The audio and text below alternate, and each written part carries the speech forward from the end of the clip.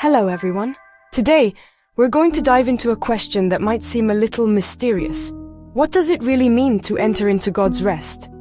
It's a phrase you find in a book of the Bible called the letter to the Hebrews, specifically in chapter 4. You might think it's just about relaxing, doing nothing, kind of like a vacation, but actually, the idea is much deeper and more meaningful. It's not just about resting our bodies, but about finding an inner peace, a kind of quietness for our soul. It's a promise that was made a very long time ago, and it's still true today. So to really understand, we need to dig into the text. The writer of this letter is talking to Christians who are going through tough times.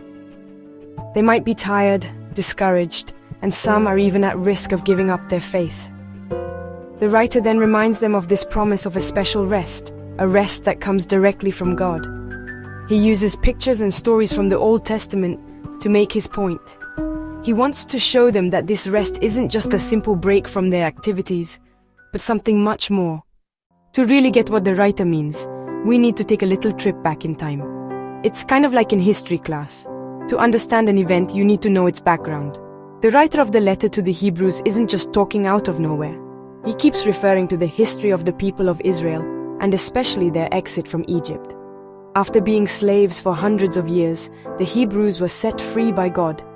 He then promised to lead them to a land where they could finally live in peace and in safety, the Promised Land. This land was a symbol of their rest after years of hard work and suffering. However, the journey didn't go as planned. Once they were free, the Hebrews had to cross a huge desert. During this long journey, many started to doubt, to complain, and to rebel against God.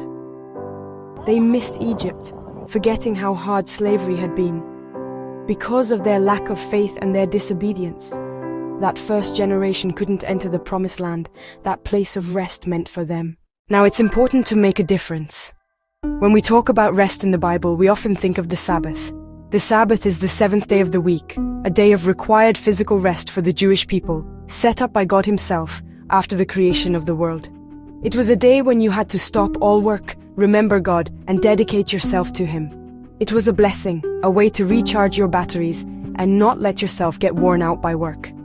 This physical rest is very important for our well-being, and our body absolutely needs it to work properly. However, the rest that the letter to the Hebrews talks about goes far beyond this simple weekly break.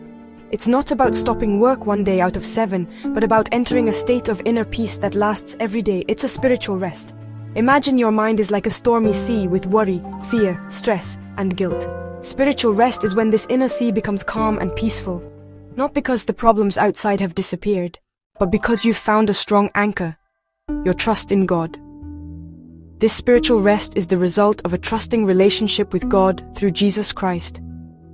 It's by believing in the work Jesus did on the cross that we can stop our own efforts to try and earn our salvation or God's favor. Before, we might have felt forced to do lots of good deeds to be good enough for God, which is exhausting. Spiritual rest is understanding that everything has already been done, so we can stop striving to prove our worth and simply accept the gift of God's love and forgiveness. It's a huge relief. So physical Sabbath can be seen as a picture, a preview of this much greater spiritual rest. The one day of rest each week reminded us that there was a more perfect rest to come. Spiritual rest doesn't cancel out the importance of physical rest, but it completes it and gives it a deeper meaning.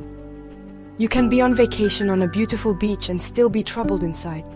On the other hand, you can be in the middle of a busy work week and have deep peace. It's this inner peace, this rest for the soul, that God invites us to discover.